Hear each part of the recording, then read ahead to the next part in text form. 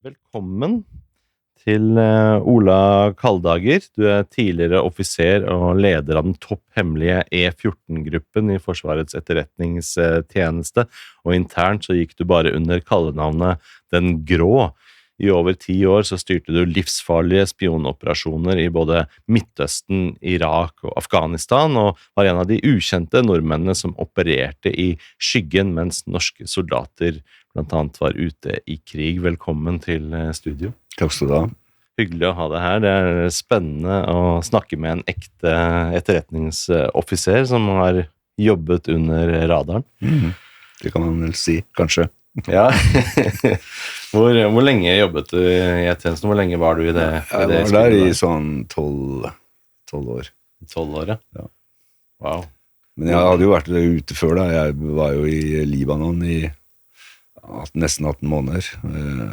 Jeg jobbet da noe med det, trente sammen, men under fransk ledelse faktisk, noe som het Senior Military Information Officer, som var da, FN ville jo ikke bruke begrepet etterretning, så de kalte det for informasjon, men det var jo det samme da, det var en ren liten etterretningsorganisasjon inne i FN-systemet, som holdt til i Nakura, i Libanon, helt på grensa til Israel, og som da var opptatt av disse, skal vi si, terrororganisasjonene som begynte å operere der, og spesielt Hizbollah var liksom det mest vesentlige vi drev med i den tiden jeg var der. Når var dette?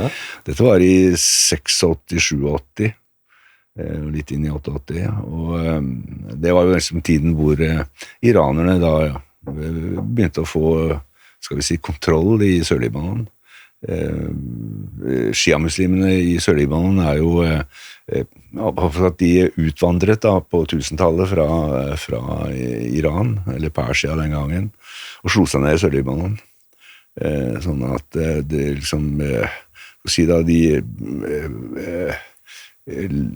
religiøse lederne der, stort sett mullaer og sånne ting, de var jo stort sett utdannet i Iran og kom dit. Og så hadde de jo en sånn politisk organisasjon fra før da, men den ble jo da fordrevet av Hizbollah, ikke sant? Hizbollah kjørte jo en veldig, i hvert fall i begynnelsen, en veldig sånn linje med å være sosiale, sørge for skoler, var opptatt av veier, helse og sånne ting. Og på den måten så fikk de innpass, men helt klart styrt fra Iran. Og det var jo det som opptok oss da, prøve å finne ut liksom hvordan foregår dette her. Ja, hva var din rolle på en måte? Hva gjorde du? Det var jo å være innhenter da, ikke sant? Altså det var jo 4 franskmenn, og meg og en irre, pluss noen sånne korporaler fra Ghana og sånn, som sto for kontorarbeidet, og som på mange måter ikke deltok, de var sjåfører og holdt bilen i orden og sånn. Men vi drev jo ren innhenting da, ikke sant? Men da prøvde å etablere kilder rundt forbi og snakke med de og sånn. Hvordan kunne det se ut liksom, sånn, hvis vi tar oss tilbake, tidsmaskinen tilbake til der du står der i det området, hvordan så dagene dine ut i praksis? Nei, det var jo sånn en liten morgenbrief da, på kontoret med en indre sirkel, og så var det å kjøre ut med bil, gjerne vi har 2 stykker som regel alltid. Jeg jobbet også en del alene, men stort sett da 2 stykker. Og så var det da å stoppe i landsbyer og sånne ting, og snakke med folk og sånn, og vi ble jo betraktet på mange måter da, som vanlig FN-personell. Og så hvis vi da fant ut at her var det noe å hente, så konsentrerte vi oss om de, ikke sant? Tok kontakt med det igjen og igjen og igjen, og brukte da sånn human-taktikk eller teknikk da på for å si kanskje ting de ikke skulle ha sagt. Hvordan funker det? Nei, det funker jo på den måten at ofte så hadde jo disse her politisk altså de søkte da, altså i sånne organisasjoner så vil det alltid være noen som på jakt etter makt og prestige, og da forer man jo opp under det da, ikke sant, og prøver å få de til å kanskje være litt mer betydningsfulle enn de egentlig og så sier de ting da for å please deg, eller please seg selv egentlig, og så har det kanskje gått for langt, og så har du på mange måter litt sånn taket på det da. Mye psykologi i dette? Mye psykologi, masse. Og så det jo det at du flink sosialt, at det small talks og sånne ting, og så blir det litt sånn gaver og den slags da oppe på toppen av det hele, ikke sant? At man drev litt sånn, kanskje hjalp det litt med humanitære saker og sånn, og så var de stort sett i nettet, ja. Men dette her, denne fremgangsmåten, var det på en måte mye sånn learn as you go, at du bare finner ut av ting, eller var du på en måte topptrent i dette her de psykologiske teknikkene du kan bruke, sånn her går du frem? Ja, det var du litt opplært i da, helt klart, og disse franskmennene var jo drevne etterretningsfolk, og tilhørte jo da den franske etterretningstjenesten, så lærte jo mye av de. Var det farlig? Ja. På hvilken måte? Nei, altså, hvis du ble avslørt på hva du egentlig drev med, så ville jo Hizbollah sikkert ikke ha hatt noe særlig problemer med å ta og knerte deg, altså. Det skjedde ikke som jeg var der, men jeg vet at etterpå så gikk det jo en kar i forbindelse med det der. Hvordan kunne de eventuelt funnet ut at du var noe annet enn bare en vanlig... Nei, altså det kunne jo foregå på den måten at hensikten med den virksomheten vi drev, det var jo for å kalle for styrkebeskyttelse da, sørge for at FN-soldatene, og spesielt offiserene da, var oppmerksom på faren i området, og kunne ta forholdsregler. Det var ingen tvil om at det var det som var hovedgrunnen. Men franskmennene hadde jo også selvfølgelig en mer sånn langsiktig etterretningsmessig tankegang. Altså, de var jo sterkt til stede i Libanon. Det var jo de som lagde Libanon i sin tid, og på den måten så hadde de også et kontaktnett fra før, da, ikke sant, som de kunne bruke. Så det franskmennene hadde jo, skal vi si, ja, en slags geopolitisk interesse av Libanon, ingen tvil om. Noe Norge selvfølgelig ikke i noen særlig grad hadde. Vi så jo på dette utifra et mer sånn styrkebeskyttelsessynspunkt. Og så ble jo det på mange måter litt sånn kombinert da, ikke sant? Ble du ofte oppsøkt av Hizbollah sånn, for å komme og sjekke om du var den du egentlig var, og mye sånn kontroll og mye skepsis? Ja, det skjedde jo, men vår måte å jobbe på var jo det at vi skulle fremstå som en slags sånn for liaison-offiserer, altså, som liksom snakket med de og hørte hva deres synspunkter da, på situasjonen i området og sånne ting. Men det klart at du så jo etter hvert etter personer da, som du så hadde innflytelse i organisasjonen, og som visste ting og sånn. Og så konsentrerte du deg kanskje i stor grad om de, ja. Hadde du mye frykt, eller hadde du på en måte lært å overkomme frykt og bare ikke var redd, og du bare reiste rundt? Nei, altså i utgangspunktet var jo ikke noe frykt i dette her. Du opplevde jo ting da, som var ganske nært på at det kunne gå gærent og sånn, så du lærte jo å takle det, jeg må jo si det. Og så, ja, så det er jo en skal vi si, det er jo du må jo liksom si til deg selv at dette gjør jeg, dette har det er en årsak til at jeg gjør det, at det på mange måter står i forhold til det du utsetter seg for når det gjelder jeg håper sagt trusler og fare, ikke sant? Så det er jo en avveining det der, så du kunne jo latt være å gjøre det, ikke sant? Men du gjorde det fordi at det var et oppdrag du fikk. Og så det jo sånn, som det var i Sørliman på en tid der, så var det jo sånn veldig nært en slags nærmest krigslignende situasjon, ikke sant? Sånn at du hadde jo ingen garantier, og så det jo sånn at det skjer uheld der som alle andre steder, at folk overreagerer og sånn. Og ble jo skutt på en par ganger og sånn, men det var jo ikke fordi vi var de vi var, altså. Det var rett og slett uheld, og fordi at du var der ute i dette operasjonsområdet veldig ofte, ikke sant? Hver dag nesten. Ble du truffet? Nei. Kom deg unna, du klarte å... Nei, altså, skuddene gikk til siden for meg, da, for å si det sånn, men vi var nok målet, altså, både jeg og han som var med i den gangen. Måtte du skyte tilbake? Nei. Vi hadde kun en pistol på kroppen, så det var ikke noe særlig nyttig det, altså, i den situasjonen der. Hva tror du så på en måte som ikke folk i Norge og ellers i Vesten, så tror du hadde et helt annet bilde av Midtøsten og Libanon, Israel enn det andre mennesker utenfor dette her har? Det klart du hadde, og du så jo det at norske soldater, da, spesielt i den norske bataljonen, fra å være veldig Israel-vennlige, snudde etter hvert da, ikke sant? Fordi de som lagde mest bråk for de norske soldatene, det var jo Israel, det er jo ikke noe tvil om. Så det var jo noe du så. Og så var det jo det at en slags følelse av at også den gangen at norske politikere kanskje ikke skjønte nivået på det som foregikk i Sør-Libanon. På hvilken måte lagde de bråk for norske soldater? Nei, altså de hadde jo definert en slags sikkerhetszone, ikke sant, som denne FN-kontingenten var innenfor disse bataljonene, blant annet de norske. Og de var jo på jakt da, etter spesielt den gangen, som PLO-folk som da brøt seg gjennom, og så begynte jo Hizbollah også faktisk da å skyte litt raketter og sånt inn i Israel, og lage kvalme for de, og angrep også med sånne roadsiders da, med veibomber, med israelske kolonner, for israelerne opererte jo innenfor den sikkerhetssonen. Og av og til så skjedde det jo feilslutninger, og så drepte man blant annet da noen norske soldater i den sammenhengen. Hva skjedde da? Nei, det var jo en protest da. Det skjedde jo ikke noe mer. Man visste jo hvem som var den militære styrken i området, det var jo Israel, så du kan si FN-mandatet var jo fredsbevarende, ikke sant? Altså, man var ikke fredsskapende. Så man var der og prøvde da å sikre områdene og sikre sivilbefolkningen, rapportere om brudd på inngåtte avtaler og sånn slags. Det var jo jobben da. Så dere på dette tidspunktet også masse av disse tunnelene som Det begynte jo. Det begynte på den tida. Det var ganske tidlig ute med det.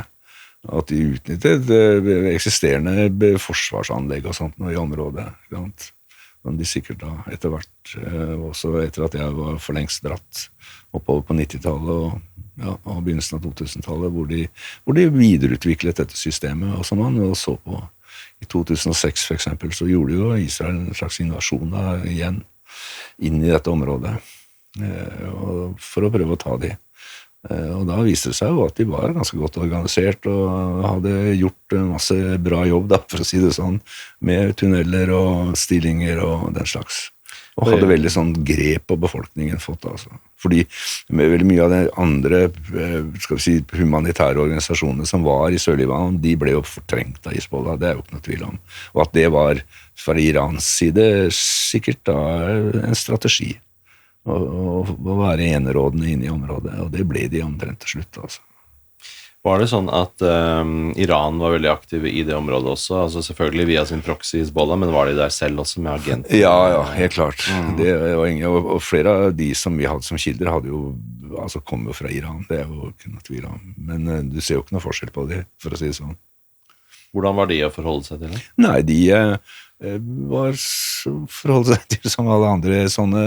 De hadde jo en målsetting med å være der, og måtte jo forholde seg til FN, og på mange måter så var jo FN en beskyttelse for de da, spesielt i den oppbyggingstida hvor jeg var der, så kunne de liksom i ly av FN da, organisere seg, planlegge hvordan de skulle drive dette fremover. Det er ikke noe tvil om. Hamas hadde jo dette forferdelige angrepet 7. oktober, og de har jo bygget masse tunnelnettverk der borte på Gaza, og Israel var jo redd også for etter 7. oktober at også Hizbollah skulle gjøre noe tilsvarende med sine tunnelnettverk der oppe. Og det har de jo gjort, så det er ikke noe tvil om. Og de visste jo at det var påbegynt da, mens jeg var der, spesielt kanskje i slutten av 87, så merket jo det, og så det jo, ikke sant? Altså det er jo ikke et eller annet sted må de gjøre jordmasser og steinmasser og sånne ting, så du så jo det at det var ting på gang. Hva tenker du om det der bildet av, hvis man ser på Israel da, hvordan disse Hamas og du har Hizbollah, alle sammen er sånn besatt av å skyte mot Israel, begå terroraksjoner, hva kommer det der av? Hvorfor det er jo sånn, jeg har sagt, historisk halt da, helt fra da staten Israel ble opprettet, og man fikk flyktninger, altså i Sør-Libanon så var det jo flere store flyktningleirer med palestinere som var annen generasjons palestinere, ikke sant, som aldri hadde vært i Israel, men som bodde i disse flyktningleirene, og som lokalbefolkningen ikke satt spesielt stor pris på, altså.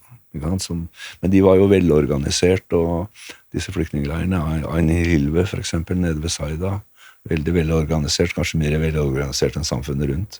Så, og når du snakket med de da, og var inne i disse flyktningleirene, så fikk du jo det et sånt, altså fortellingen om hvor fantastisk det hadde vært i Palestina, ikke sant? Altså, det ble jo vakrere og vakrere, og med det fløyt av honning og melk der, altså. Så liksom, og de hadde jo aldri vært der, ikke sant? Altså, de hadde kanskje en bestefar som hadde vært der, eller ble flyktning derfra, mens de var født da i flyktningleir i Libanon. Sånne vandrehistorier. Det blir en sånn fantasi? Ja, på mange måter en fantasi, og ofte som viser frem nøkkelen til huset sitt, altså, de hadde flyktet fra. Var det en sånn forenende idé også, dette hatet mot Israel? Var det noe som kunne forene folk også, som Hizbollah kunne bruke, som Hamas bruker, for å liksom skape ja, det er klart det. Det er klart det. Og så svarte jo Israel kanskje litt sånn uproporsjonelt da, med ganske kraftig vold. Ja, som igjen da, altså da fikk man jo liksom svar på at Israel er fienden og sånn. Så det er jo en sånn, ja, en vedvarende og liksom ustoppelig ting som foregår i Midtøsten dessverre, og spesielt med Israel da, i sentrum av hatet. Hvordan fikk Hizbollah så stor plass i Libanon? På en måte, hvordan fikk Libanon har jo også en vanlig hær. Hvordan klarte de å få en så stor plass? Og ta det har jo noe med Libanons historie og konstitusjon å gjøre. Altså, staten ble jo etablert da i 1922 som et sånt resultat av oppgjøret etter første verdenskrig. Og da var jo franskmennene som etablerte staten veldig opptatt av at dette skulle være en kristen stat. Og når de tegnet grensene for Libanon, så sørget de da for at det var en majoritet av kristne innenfor, og så lagde de da en konstitusjon som sa det at de kristne alltid skulle være i flertall, altså sånn 6-5, sånn at presidenten alltid skulle være kristen, og så skulle altså marionettkristen, da, som og de tilhører faktisk en katolsk kirke, skulle være president, og så skulle statsministeren være muslim da, fra sånn sunni-muslim, mens, skal vi si, stortingspresidenten skulle være shia-muslim, ikke sant? Og dette gikk igjen, og det var også dominerende i hæren, ikke sant? Sjefen skulle være kristen, og så skulle da nestkommanderende være med sunni-muslim og så videre nedover, og dette liksom var gjennomsyret i hele etableringen av samfunnet. Men det som skjedde da utover på 1980-tallet, det var jo at, og før det for en saks skyld, det var jo det at shia-muslimene ble den største befolkningsgruppen. Sunniene og de kristne som nummer 2, og kanskje sunniene da som nummer 3. Og da fikk du jo borgerkrigen, ikke sant, på 80-tallet. Slutten av 70-tallet, begynnelsen av 80-tallet, som gjorde at det er en veldig sånn løs statsdannelse da, ikke sant? Hvor liksom folk flyttet dit liksom hørte hjemme, med kanskje unntak av Beirut, som hvor det også er masse andre da, ganske mange armenere blant annet som bor der, så det er jo et sånt fantastisk samfunn da, og fantastisk land. Libanon er utrolig vakkert og ja, flott. Jobbet du inne i Israel også? Nei, men jeg leide jo leilighet i Israel. Altså, hvor da? I Naharia, sånn rett over grensa. Så var det jo mye Israel, i Jerusalem og Betlehem og Jericho og ja, rundt Nazaret. Sånn. For en gammel mann som da gikk på folkeskolen og hadde masse bibelhistorie, så var jo dette her litt sånn spennende da, å reise rundt, og så bilskilter med Betlehem og Nazaret og sånt på. Ikke sant? Som da hadde pugga i sin tid. Så det var spennende. Visste de om at du var etterretningsagent? Ja, det var jo helt klart. Ja, det visste de nok. Altså, de hadde nok ganske bra kontroll på FN-systemet, så det tror jeg nok at de visste at denne Smio-cella, at den drev da en form for innhenting av området. Det er jeg helt sikker på. Men det er ikke Israel. De drev ikke med noe etterretning i Israel, i hvert fall ikke gjorde jeg. Det kan hende franskmenn gjorde det, men ikke vi, i hvert fall ikke jeg. Hva tenker du om utviklingen som har vært der siden du var der, og så fremover til nå, hvis man bare spoler frem til rett før denne krigen fra USA og Israel overfor Iran, så sto jo Hizbollah med rundt, man snakker om 100 til 150 000 missiler pekende mot Israel, og har bygget opp et sånt enormt militært materiell og muligheter, og en styrke, da. Hva tenker du om den? Ja, jeg tror nok det for det første at det er ganske overdrevet med styrkeforhold og sånne ting. Og så Israel har jo hele tiden da sørget for å bombe inn i Syria, hvor de har hatt sine depoter og lagre og sånn. Så at de utgjorde en utfordring og fare for folk som bodde i Nord-Israel, det er jo ikke noe tvil om, ikke sant? Og det vet man jo, og de sendte jo raketter ganske jevnt inn der. Så det, og så svarer jo Israel på det da, ikke sant?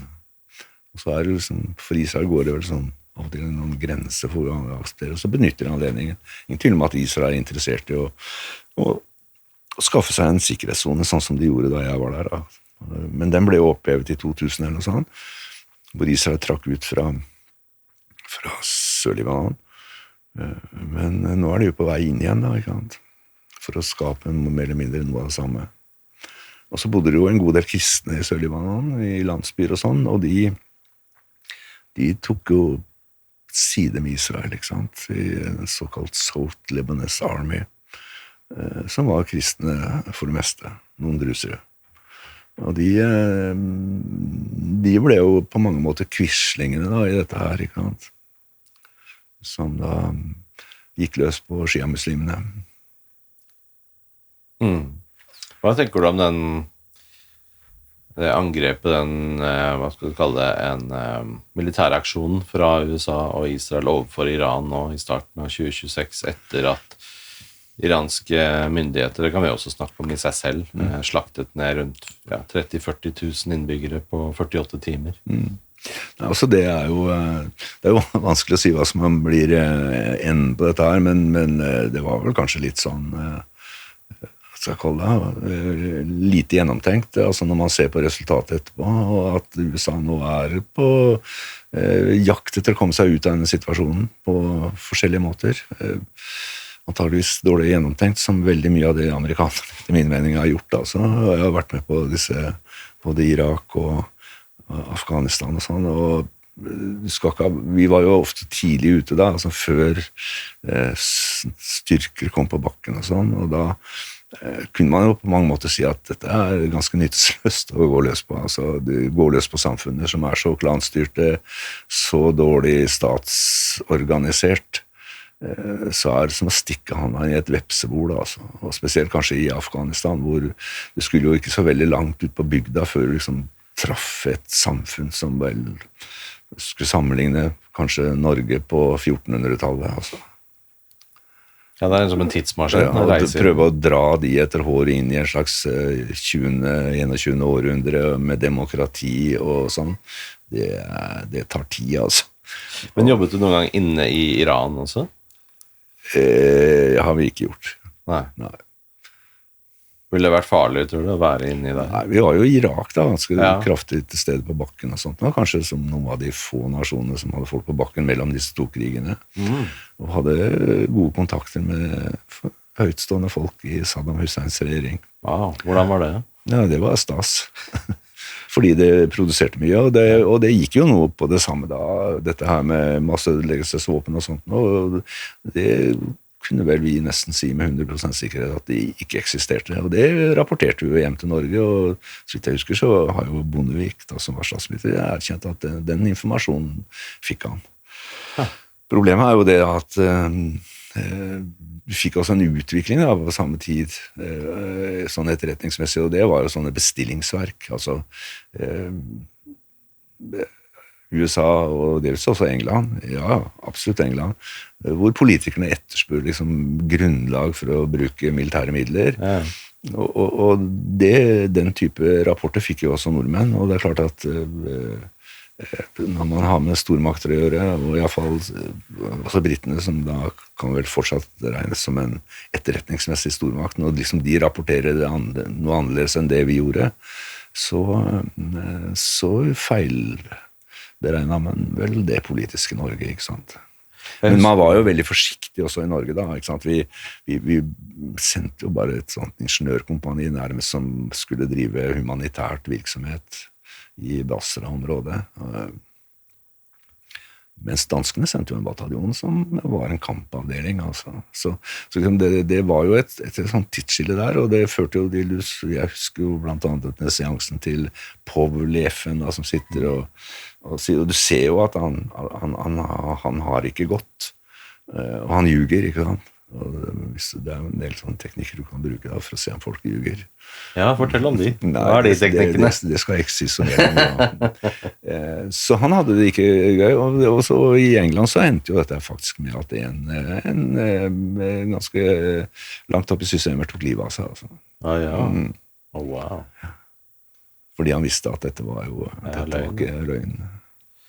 Ja, og det viste seg jo etterpå at det vi rapporterte var riktig. For dette var rett etter 11. september, og USA så etter en grunn for å gå inn i Irak. Og da hadde man dette der. De sitter på masseødeleggelsesvåpen i Irak. Det var liksom begrunnelsen for å gjøre det. Og jeg husker at en av kildene han sa det, at det de hadde masseødeleggelsesvåpen på den tidspunktet der, det var noen gamle gassgranater som hadde fått amerikanerne under krigen mot Iran.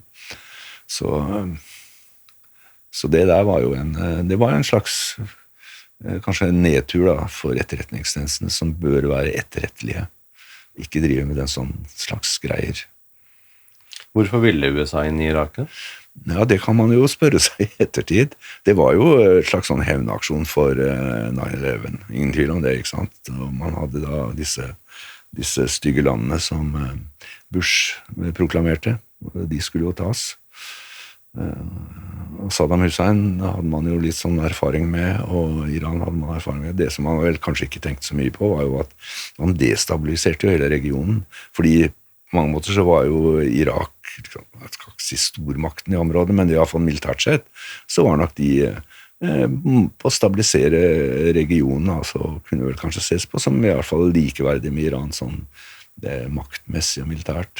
Og når de da falt, så resultatet var jo at Iran ble jo den dominerende makta da, i regionen. Og så er det jo det at det er jo et flertall med shia-muslimer i Irak. Og de ble jo holdt kraftig nede. Og så gjorde jo amerikanerne det som de ofte gjør, at de utrydda jo, eller ikke utrydda i bokstavelig forstand, men de sørga for jo at Baath-partiet og Saddam Husseins folk, offiserer, ingeniører, altså de som hadde drevet samfunnet, de ble jo skrelt ut med en eneste gang, og så var det ikke noe å putte tilbake i noe særlig grad, altså fordi shia-muslimene var holdt kraftig nede. Så da ble det sånt vakuum. Og da, det som skjer i Midtøsten ofte da, det skjer, ser du, Libanon, det at da blir klan og det religiøse veldig viktig, og så utnyttes jo det da av maktmennesker. Og jeg tror nok da at en god del av de som var i IS, det var tidligere Saddam Hussein-folk, altså, som hadde utdannelse, og som da så at her, det var ikke de som kastet folk fra balkonger og drev den slags, men at de var sikkert hjernene bak veldig mye av det som foregikk i den tiden, der det er nesten overbevist om. For de var velutdannet, veldig mange av de vi hadde, de var jo utdannet, de militære var jo faktisk utdannet da på stabsskoler i England, og studert til ingeniør i USA og sånn, ikke sant? Altså velutdannet folk, men som hadde selvfølgelig store privilegier, og som tjente en diktator. Det er ikke noe tvil om. Men samfunnet fungerte, altså, jeg husker jo sånn i mellomkrigstida der, at vi satt jo i Bagdad på søndag formiddag, drakk hvitvin på uterestauranter og sånn, og jentene gikk i kortskjørt og i det hele tatt, og så kommer de igjen etter krigen, og så er liksom alt borte, og så er det, ja, jentene altså halvparten av studentene på universitetet i Bagdad var jo jenter.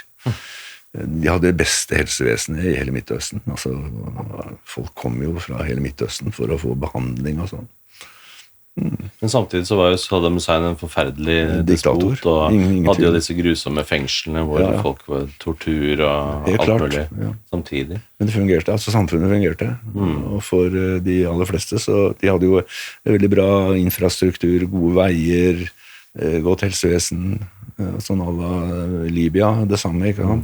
Men det er ingen tvil om at det foregikk stygge ting, og man tålte jo ikke noe politisk opposisjon overhodet, ikke sant? Så det var ingen sånn frihet i den definisjonen vi har.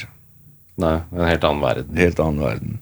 Men det fungerte jo, og jeg ville tro at skal vi si 70% av befolkningen hadde det ganske greit. Dette trillet jo rundt og sånn, og så var det noen som var mer eller mindre misfornøyd, og så hadde du kanskje da en liten prosent da, som var veldig misfornøyd, og som ville ha en omveltning. Men liksom disse Midtøsten-samfunnene som da ble, altså det gjelder jo også, Irak ble jo konstruert etter annen verdenskrig og fallet til det ottomanske riket, da, ikke sant? Hvor tyrkerne ble fordrevet, og så lagde man da, tegnet noen kart og tok ikke spesielt kanskje hensyn til at det her bor forskjellige muslimske hva skal jeg kalle det, deler av den muslimske verden, hvor sunni-muslimer og shia-muslimer aldri har vært så veldig gode venner. Og det tok man ikke hensyn til. Man tok heller ikke hensyn til storfamilier, til klaner og sånt, og så man liksom bare tegnet opp, og så ble det nesten sånn reelle stater, altså. Og det ser du jo i Syria, vanskelig. Så har du en god del kristne oppi det hele, og de blir jo færre og færre, for de rømmer jo. Det skjedde i Irak, var jo, spesielt i Bagdad, så var det jo en ganske stor kristen befolkning. Ikke stor da, men det er i hvert fall sånn prosentvis. En god del kristne kirker og sånn som fungerte, og det sørget jo Saddam Hussein for at det eksisterte, ikke sant? At han holdt sin vernehånd over utenriksministeren var jo kristen, blant annet i Saddams regjering. Så han tok hensyn til det. Og noe av det samme gjorde jo Assad-familien i Syria, ikke sant? Altså, han sørget for at disse forskjellige religiøse retningene fikk drive for seg selv, så lenge de ikke blandet seg opp i politikken. Snakket du noen gang med IS-folk? Møtte du dem? Ja. Hvordan var det? Nei, de var det var ikke mange, men og det var jo helt i starten, så de var liksom ikke kommet opp på dette var før de liksom virkelig militært sett gjorde bravader da, og tok jo store grafsa inn både i Syria og Irak. Så dette var jo veldig tidlig, men jeg tror ikke liksom at du kan si at de var IS da, altså, men du så jo etterpå at de ble IS da, ble en del av IS, og som sagt så tror jeg det at en del av de som ble sparket ut av Baath-partiet av amerikanerne, og som måtte rømme mer eller mindre, som hadde jo store privilegier, flotte hus, telte voldsomt i samfunnet, de ble jo på mange måter da fordrevet da, og så vel da kanskje en mulighet til IS til kanskje å komme tilbake til makt. Hvordan forstod du den organisasjonen, liksom deres brutalitet og deres voldsomme tortur og terror på en måte mot folk? Hva handlet det der om? Ja, det handlet om å skremme. Ja. Ja, det gjorde det. Og også det som skjer da i et sånt samfunn, det er jo som var tilfellet også i Afghanistan og også faktisk i Sør-Sudan, det var jo at når samfunnet liksom går fullstendig i oppløsning, så fungerer det religiøse. Presteskapet, det er der, moskeen er der, kirken er der, så liksom man bruker da religionen som ferniss, og veldig få av de der folkene som vi traff, disse maktmenneskene som satt der, var spesielt religiøse. Og det var det samme faktisk med de iranerne som vi møtte i Sør-Libanon. Altså. Jeg tror ikke religion spiste stor rolle, det var jo ren maktpolitikk de bedrev, og det var det samme i Irak, ikke sant? Det fungerte. Mens resten av samfunnet, det var gått i oppløsning. Så de bruker religionen som et sånt instrument for å bedrive makt, for å holde befolkningen i sjakk. Ja, og ikke minst organisere befolkningen, informere befolkningen. Det får jo ikke ut fra moskeene. Og derfor så du også at veldig mye av IS propaganda foregikk ut fra moskeer, ikke sant? Så stas når sjefen for IS liksom kom i moskeen og holdt preken, for å si det sånn. Men det var egentlig ikke nødvendigvis sånn at egentlig sjefene i IS eller despoter og terrorister rundt omkring er så religiøse egentlig selv? De bare ser på det de som... bruker det religiøse som maktmiddel, rett og slett, og fordi at den organisasjonen fungerer. De fremstår jo veldig religiøse selv, og veldig sånn overbevist og fanatiske og sånn. Det er bare en måte de vet at de må fremstå sånn. Ja, det er propaganda. Ja. Rett og slett. Men er det noen av dem, tror du, som også mener det på ekte, som er sånn religiøse? Ja, det er klart, det finnes noen religiøse blant de, men at hovedmengden av de de bruker religionen da, sånn maktpolitisk, fordi det fungerer. Mens resten av samfunnet ikke fungerer. Det litt sånn psykopatisk, egentlig. De bare, hva det som funker til å kontrollere denne type folk? Ok, religion, da bruker jeg det, så bruker jeg det, eller sånn. Ja, noe i den stilen der. Ha. Det ikke noe i den stilen. Det den stilen. Det den stilen. Interessant. Men jo, la oss ta for oss situasjonen nå. Så var jo USA og Israel veldig redde for at Iran skal få klare å utvikle atomvåpen av dette anrikede uranet som de har. Hva tenker du om det? Tror du Iran nær å kunne ha atomvåpen? Ja, ikke sant? De har ambisjoner. De vil vel helst bli da på like fot med Israel, som har atomvåpen. Så det tror jeg nok begrunnelsen, og at så det dyktige folkeferd, ikke sant? De perserne, for å si det sånn, de har jo alltid vært historisk sett veldig flinke mennesker. Så kan man jo spørre seg om de noen ganger ville brukt det. Det jo en helt annen ting. Den sitter nok langt inne. Men det vil jo liksom utlignet på mange måter maktforholdene litt i Midtøsten, siden Israel det eneste landet i Midtøsten da, som sitter på atomkapasitet. De har vel aldri bekreftet det sånn offentlig? Nei, men de har jo det. Det jo ikke noe tvil om. Vi fikk jo hjelp av Norge til og med tungtvann. Ja, tungtvann, ja. Ja. Så i beste mening, tror jeg, den gangen. Ja. Men var det en del av jobben din også, å være opptatt av dette med utvikling av atomvåpen, da du var etterretningsagent? Nei. Det var ikke et fokus. Altså, vår jobb, E14s jobb, da det ble det jo sånn, ser litt sånn tilbake da, i historien, at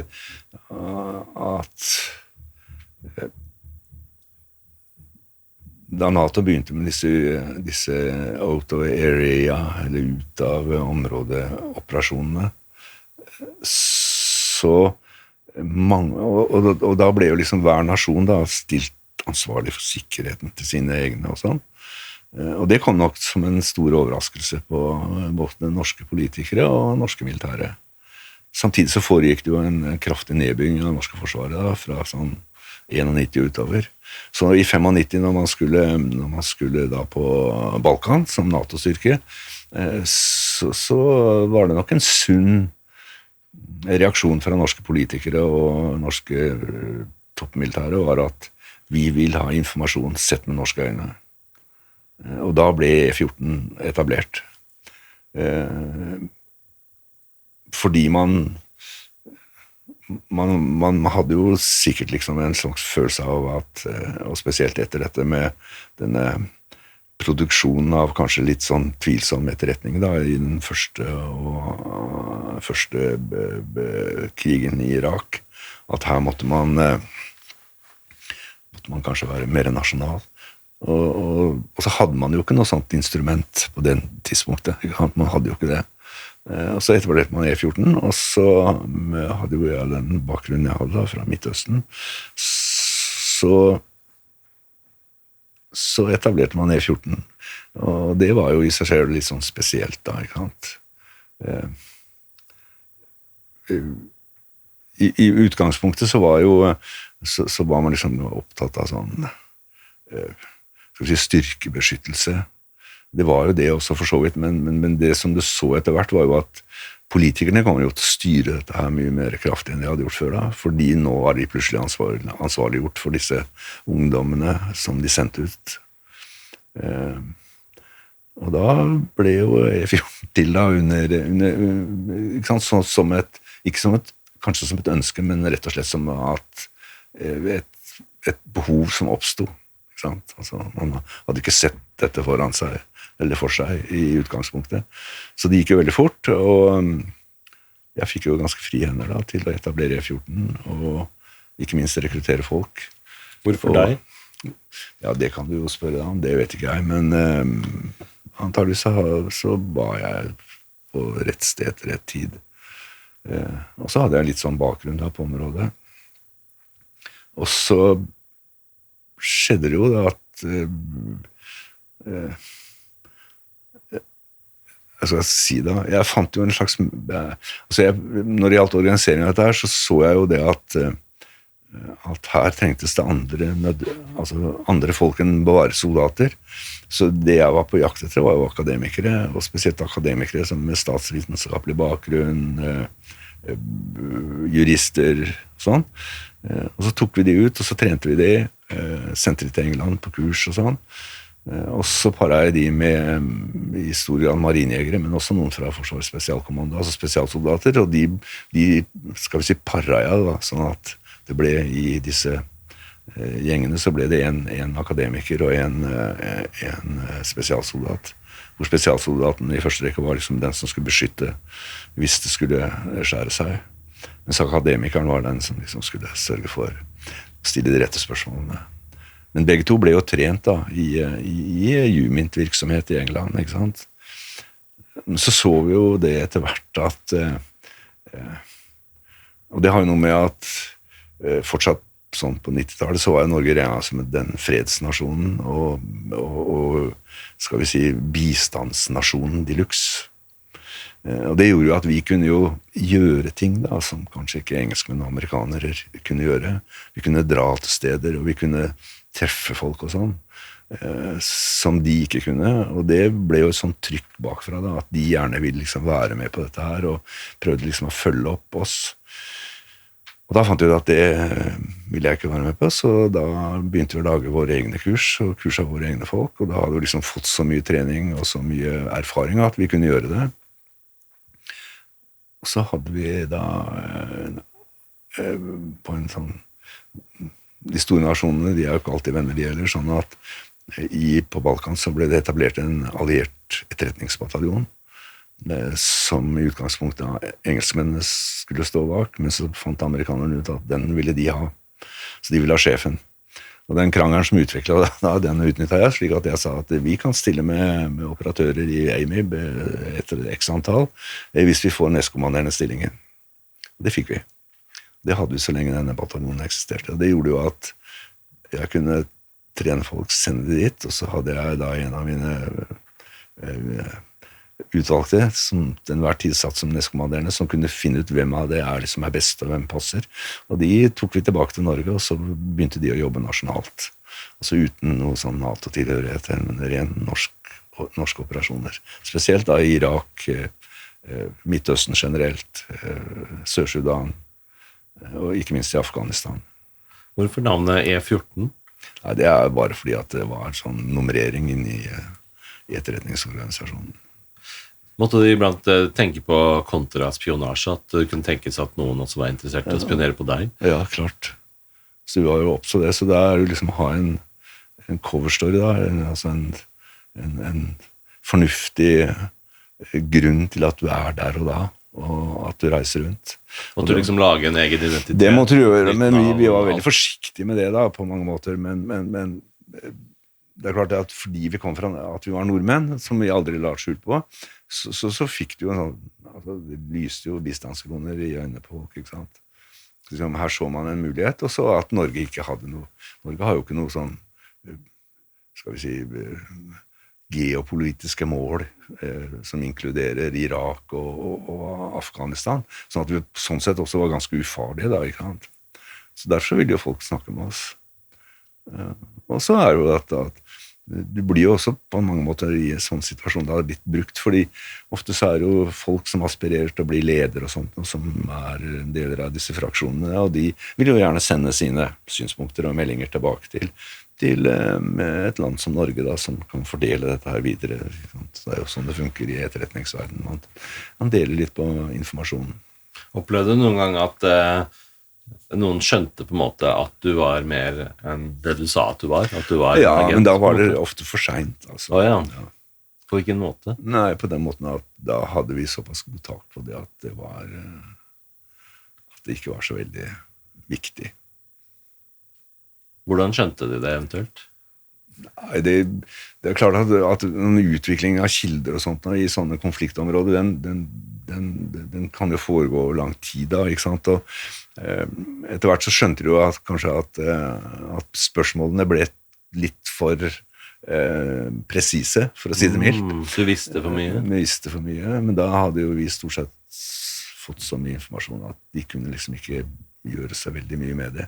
Og hvis de skulle gjøre noe med det, så vil jo det si at de måtte ta oss, da. Ikke sant? Og det er også noe av kanskje det som gjør det farlig å drive med i sånne områder, det er at disse landene er jo i oppløsning, så det er jo ikke noe jurisdiksjon der, eller noe sånt, det er ikke noe dommere, det er ikke noe rettssal, du blir ikke arrestert, og så er det en prosess og sånt, som er liksom tradisjonelt da, i etterretningsverdenen, at liksom blir du tatt, så blir du buret inne, og så blir det utvekslinger etterpå, sånn som det har vært den kalde krigen, og som det har vært da mellom Russland og Vesten etterpå.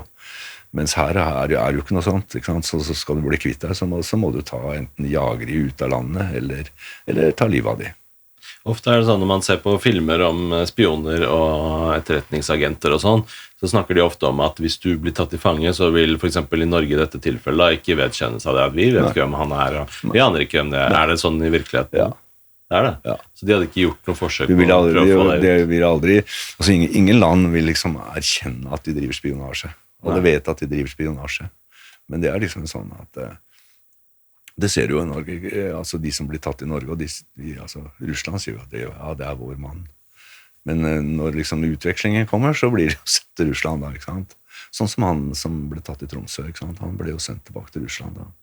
Ja. I utveksling med noen andre, ikke sant? Og NATO-landet har jo på mange måter vært altså at de har godt samarbeid på det området, slik at det bør ikke være en nordmann som blir utvekslet, ikke sant? Det kan være en vi har sittende på bås her hjemme som en slags bank, som vi da sender, og så er det kanskje da en tysker eller en amerikaner som blir frigitt, ikke sant, fra Russland. Så. Altså man tenker litt sånn, ja, man må ha noen sittende i så fall, og så har man et lite lager av litt cash på en måte å bruke. Ja, det er litt av en bankvirksomhet, det er altså.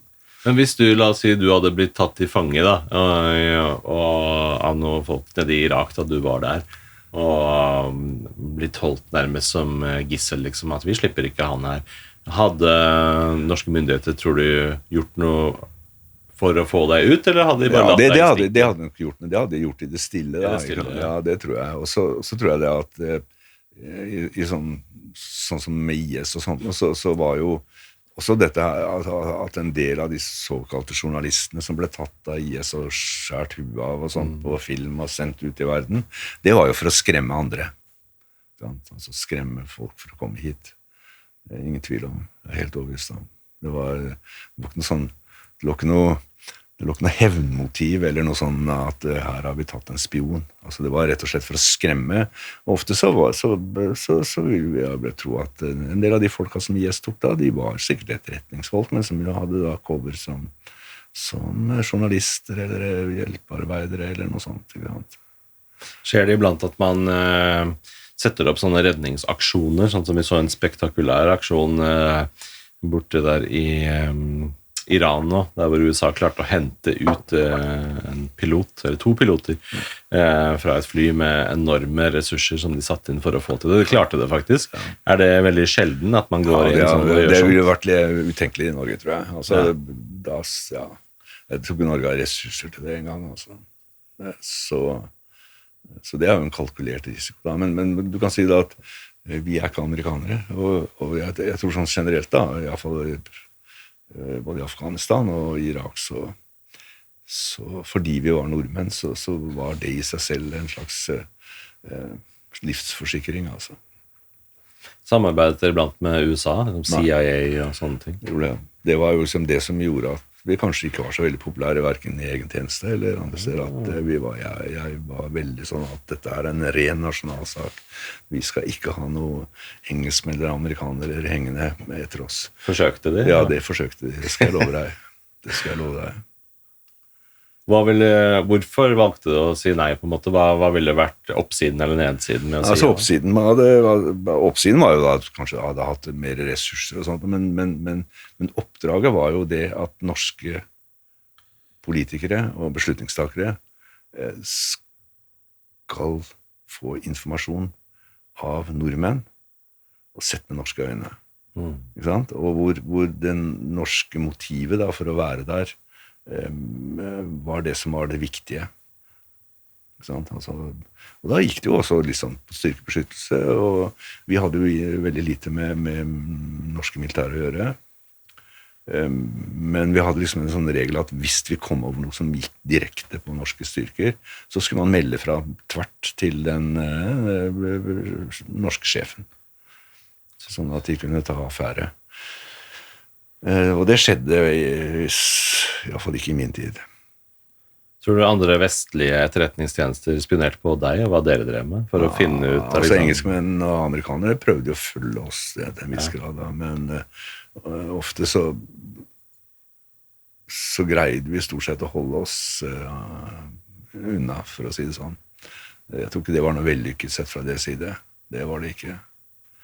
Jeg hadde jo noen sånne erfaringer fra EMI, ikke sant, at nordmenn fikk tak i gode kilder på Balkan og sånt, og så, som jobbet da, mens de jobbet i EMI, og så fikk de beskjed om at du skulle holde seg unna den kilden, for det var ikke noe viktig, og så du liksom amerikanske biler stå i bakgården hos kilder dagen etter, ikke sant? Men var det også litt sånn å ikke tråkke på hverandres territorier? Liksom der driver amerikanerne holder på med, så vi kan ikke drive og ta de kildene. Og nei, du kan si det at vi hadde jo ikke så store ressurser, så vi måtte jo konsentrere oss om altså, etterretning er jo sånn at du driver jo ikke etterretning fordi at etterretningsfolkene skal få svar på spørsmål. Du driver etterretning fordi at det er noen som vil vite noe i ME. Så vi var veldig strikte på det at det vi gikk på å hente inn, det skulle være etterspurt informasjon fra UD, fra FD, fra Forsvaret. Sant? At man holdt seg til det, og det er jo det er jo sånn som kanskje ikke folk skjønner da, så veldig godt, er jo at etterretningstjenester er jo et slags monster. Det er jo et troll med mange hoder. Det du ser er kanskje en eller to sånne operatører, som du ser som folk som ble tatt til Norge, han i Tromsø, og nå hun kineseren. Men liksom bak der så er et monster, altså, som har jobbet med dette her kanskje i årevis, for å liksom pinpointe hva gjør vi og sånn, og de henter inn masse informasjon og sånn. Mens det du ser, det er kanskje den en eller to som blir tatt, hvis de blir tatt. Men den store organisasjonen, ikke sant, da man må ikke glemme sånn som USA og Russland har jo 100,000 av mennesker som jobber med dette her. Masse ressurser som settes inn.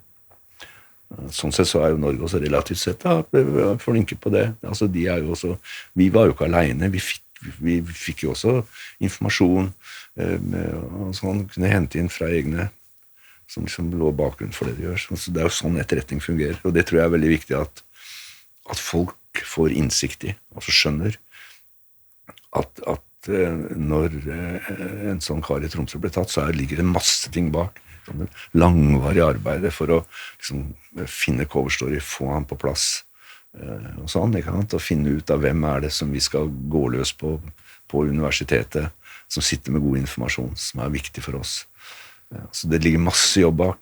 Det tror jeg liksom, det er veldig viktig å signalisere, og derfor snakker jeg om det nå, til folk, at det er sånn det fungerer. Det er ikke James Bond, altså, som blir sendt ut alene. Det er altså, de som blir tatt, det er liksom siste leddet i et svært apparat som kommer. Fordi det er etterspurt informasjon de er på jakt etter. De gjør ikke dette her, det er ikke sånn tilfeldig opplegg, ikke sant? Altså man sender folk fordi man har funnet ut at dette vil man vite noe om, og så konsentrerer man seg om det, så blir hele apparatet satt inn på det, eller altså alle som er viktige da, i den sammenhengen bidrar med sitt, inntil det står en mann på døra. Jobbet dere iblant med trusler mot Norge, la oss si sånn antiterror, og avdekke at noen hadde tenkt å gjøre et eller annet terror i Norge, og sånn avdekke det før det skjer, og den typen ting? Nei. Er det et annet og hvis felt? Hvis vi hadde gjort det, så hadde jeg ikke sagt noe om det. Nei. Men er det en annen avdeling, kanskje også? En annen organisasjon? Nei, det vet jeg ikke. Det er jo sånne gode skott mellom enhetene i etterretningstjenesten. Du kan si E14, mens jeg var sjef, så var vi jo alene om dette her, og det var noe nytt da, for Norge. Ikke sant? Norge hadde ikke vært med på sånt før. At man liksom sender ut folk som skal skape fred med vold. Det er jo noe helt annet enn å være fredsbevarende. Ikke sant? Her kan man bruke vold da, for å skape fred. Og det krever jo noe helt annet da, enn en sånn fredsbevarende, selv om Og det jo også kanskje noe av problemet, hvor langt inne det satt da i Norge, dette begrepet krig. Altså man prøvde liksom å omskrive det hele tiden. Det gjorde man på Balkan, det gjorde man i Afghanistan i begynnelsen. Så liksom utrolig langt inne, før liksom politikerne sier at vi jo med i en krig. Og veldig mange av FN-soldatene opplevde jo i Unifil, etter min mening, opplevde jo kanskje lite backing hjemmefra på det. Det var jo norske soldater som ble drept. De var i kamphandlinger, ikke sant? Og ble trakassert og herret han jævlig med i perioder. Uten at liksom noen hjemme backa opp det og sa at dette jo nesten krigslignende situasjon i hvert fall. Hva synes du om det, at man ikke backa? Nei, det jo det var jo en slags læringsprosess også for politikere, og selvfølgelig også for militæret i Norge, dette her, ikke sant? At nå var man i en annen situasjon, og jeg tror det at en sånn bataljon som den som var i Libanon, den består jo av en del yrkesoffiserer og en sjef og sånt, men de jo få da i forhold til resten av forsvaret, så det blir liksom ikke, de har ikke samme erfaringen, det mitt inntrykk, sånn at selv om man rapporterte hjem om disse tingene, så ble det liksom, det FN, og det jo FNs ansvar og sånn, ikke sant? Mens for de norske soldatene så ser man jo det i ettertid. De jo høyt på statistikken over selvmord, de har masse traumer og sånne ting, altså, som man putter opp i en kasse da, og sier at de har sånne posttraumatiske problemer. Men fordi de opplevde jo ting da, som normalt sett folk ikke og så ble det i hvert fall i den tida på 80-tallet hvor jeg kom, så ble jo når folk kom hjem, så ble det jo bare stort sett legg fra utstyr her, og så reiser du hjem. Mens nå har man jo blitt veldig mye mer flinke på det området der. Hvordan var det for deg, ja? Nei, altså der hadde jo jeg med bakgrunn i E-tjenesten, da var det veldig god hjelp, altså. Og så ble det jo, det klart, sånn som vi der, så ble jo dette her mye sånn tettere forhold mellom folk, som tok vare på hverandre, og jeg brukte også mye tid på det, ikke sant? At når folk kom hjem, så hentet jeg det alltid på flyplassen, og vi hadde litt sånn debriefing og sånn før vi sendte folk hjem. Klarte du liksom å legge fra deg jobb når du dro hjem?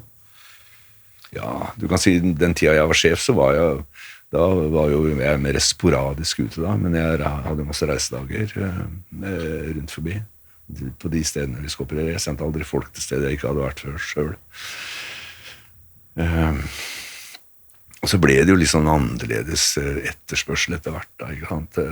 Irak og IS kom, og da var det dette her med fremmedkrigere som det en sånn svær internasjonal militæravdeling, for å si det sånn, som svømmer rundt i sånne konfliktområder.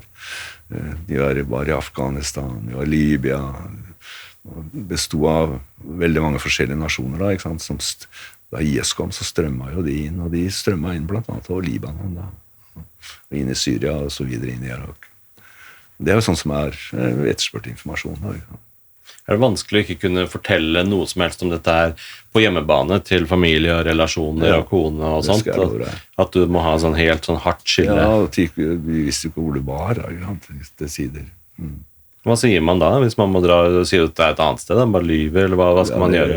Det jo sikkert tilpasset situasjonen der og da. Men det må være fryktelig vanskelig, liksom, å være lenge bort, eller vet ikke hvor lenge. Ja, det kostet et ekteskap da. Det gjorde det? Det gjorde det. Og hun jeg nå gift med, hun jobbet jo i E14. Ja. Så vi kan snakke sammen. Ja, ikke sant? Ja, fordi da det jo innenfor taushetsplikten, da kan man snakke på tvers av det og fortelle. Ja, da blir det litt lettere. Klart. Men hva var det jeg skulle spørre om? Jeg hadde et spørsmål til deg. Jeg kommer nok på det igjen. Men jeg tenker på, var det mye samarbeid også med liksom, du har jo E-tjenesten jo Norges etterretning utenfor landet, og så har du PST i Norge som etterretningen innenfor landet. Var det mye samarbeid på tvers der? Nei, det var det ikke. Det samarbeidet stod jo ikke vi for, altså, det vet jeg ikke noe om. Men jeg vil jo tro det at en god del av det vi produserte gikk jo til PST. Og det som var interessant for de. Ja. Men ellers så hadde vi ikke. Men jeg hadde jo en del politifolk som jobbet i E14. Det altså som var hyret inn for et år eller sånn. Men, uten å være politifolk. Da. Ja, nettopp, ja. Fordi jeg skulle si at du nevnte dette med det en ting å være fredsbevarende styrker i utlandet, men noe annet å sende folk som skal bevare fred gjennom vold. Hva legger du i det begrepet da? Hva det kan innebære? Nei, det innebærer jo det at det såkalte rules of engagement, da, altså, sånn så flott heter, det jo at i en fredsbevarende styrke så kan du ikke skyte før noen skyter på deg. Mens når det gjelder fredsbevarende, så kan du jo bruke da volden til å etablere fred. På hvilken måte i praksis kan det være? Nei, altså det god illustrasjon da, som jeg bruker til, det jo at på Balkan, da UNPROFOR, altså etter denne FN-styrken var der, så ble jo den ofte trakassert og gitt faen av fraksjonene. Det funket ikke, rett og slett. Og det trodde jo selvfølgelig spesielt kanskje serberne, men også en del kroater, at det kom til å fortsette under NATO. Men da hadde man en hendelse nede i Bihac, den første dagen da IFOR, som det het, ble etablert. Da ble de stoppet av en sånn gjeng da på engelskmennene. Og så den engelske løytnanten som satt opp i en sånn liten Schmittar stormpanservogn, at dere får 2 minutter på å komme dere vekk, så skyter vi. Og da gliste de, ikke sant? Men da gikk det 2 minutter, så skjøt de, ikke sant? Skjøt de ikke nok på bilen, sånn at den for veggimellom. Men da skjønte de da plutselig fraksjonen at her ikke, sånn kan man ikke drive med lenger. Og da ble det stille på Balkan en periode, altså. For dette gikk jo sånn ild i tørt gress. At nå det en annen. Og så kom det jo inn kampstyrker da, ikke sant? Altså, med artilleri og stridsvogner og greier. Det stakk jo kanonløp ut fra hver busk en periode. Så det jo forskjellen da, ikke sant? At man går inn rett og slett med så stor makt at man vet at dette kan vi slå ned hvis det gjelder. Kunne dere også få oppdrag i å likvidere enkeltpersoner? Nei. Ikke det? Nei. Ingen hensikt. Hvorfor ikke? Nei, altså det klart, i utgangspunktet så det ikke etterretningstjenesten, sånn, i hvert fall de vestlige driver jo ikke med det da, i utgangspunktet. Men de kan jo komme i situasjoner da, i sånne krigsteatere hvor de må bruke vold også for å redde seg selv. Og det kan jo hende at skjer selvfølgelig. Å komme i forkjøpet fordi du vet at noe skal skje. Ja, eller at du blir trua på livet, ikke sant? Og du ser at det eskalerer, og så smeller det. Og da har du jo retten til å forsvare deg, ikke sant? Hva med sånne type situasjoner hvor du vet at, la oss si, noen har tenkt til å... Et nylig eksempel jo dette her med iranske atomforskere som Israel da tar ut fordi de vet at de står bak atomprogrammet. Det vel en slags likvidering, vil du si? Ja, det tror jeg ikke norsk etterretning driver med, for å si det sånn. Det ligger liksom utenfor interessefeltet også. Men hvis Norge jo ikke noe bedre enn andre nasjoner, så hvis det bare har interesse for Norge, så ville de sikkert gjort det, vil jeg tro. Men det var liksom ikke oppdraget til E14, altså. For det veldig rart å tenke på at det kan på en måte være et lovlig drap, egentlig. Ja, lovlig, ja. Moralsk sett så det jo ikke det. Da. Nei. Men innenfor at du blir ikke straffet for det, fordi det var din oppgave som etterretningsoffiser å gjøre det. Altså all etterretning som foregår på fremterritoriet jo sett fra en annen siden ulovlig. Ja. På en samme måte som vi ser på det, at det ulovlig, vi arresterer de. I verste fall kan det bli bura inne da, ikke sant, her i Norge, i banken. Det en rar verden å operere i. Ja, det det. Blir du liksom... Men det blir jo, du må jo altså, alle har jo en slags moralsk klokke i seg da, som sier nok nok, og noen synes ikke dette her passet for dem, og da gjorde de det ikke. Så det har jo noe med en sånn indre moral da, for du vet jo hva du driver med. Du vet jo at du skal ikke si lurer da, men at du bruker metoder da, for å få ut informasjon fra folk som da ikke burde sagt det de sier. Manipulering. Eller gitt deg den informasjonen. Så det jo en sånn, liksom, hvor langt går det? Og du blir jo ofte kjent da med familien til disse og sånn, og de jo, spesielt kanskje på Balkan, som var litt sånn vanskelig, og det var jo jakten på krigsforbrytere, som var veldig viktig i en periode, for liksom også å få avsluttet det hele. Og så møtte de jo da en del av disse krigsforbryterne som kilder. Vår jobb var jo ikke å arrestere dem, men å finne ut hvor de var, hva slags bevegelsesmønster de hadde og sånn.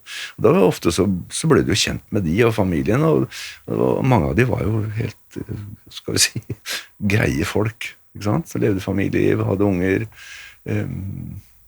men hadde jo da gjort ting da under borgerkrigen som ikke var så veldig bra.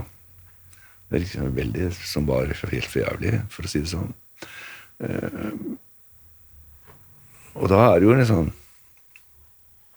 da må du ha en, det en moralsk utfordring for deg, ikke fordi at vi visste jo hva de hadde gjort, sånn at vi aksepterte jo ikke det, men det å liksom, skal vi si, elge seg inn på folk på den måten der, og bruke vennskap og sånne ting, det kan være sånn utfordrende for folk, selvfølgelig, og gudskjelov for det.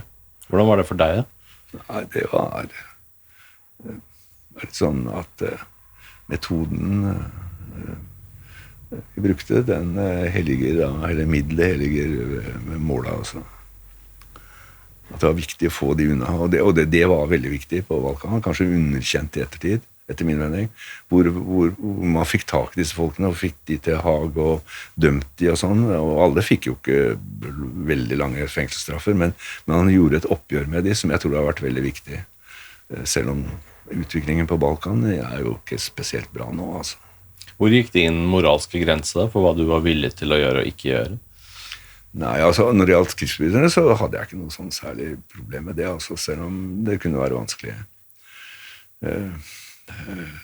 Det hadde jeg ikke, og det tror jeg ikke de fleste av de som jobbet for meg hadde heller, altså. Og vi var jo med da på å finne en god del av de, og fikk de da dømt etter hvert. Og dette var jo ikke vi alene om, dette det gjorde jo franskmenn, engelskmenn, amerikanere, på samme måte som vi drev. Så det var jo liste da over folk. Og ofte så var det sånn at det var ikke nødvendigvis de vi forholdt oss til som var krigsforbryteren, men av broren eller onkelen eller noe sånt, så gjennom de så fant vi ut hvor de var. Og så var det jo andre som ikke arresterte de og fanget de inn. Det mye med avhør og sånt? Og nei. Det gjør ikke sånt? Aldri. Det ikke, vi skal ikke bringe noen for retten, vi, ikke sant?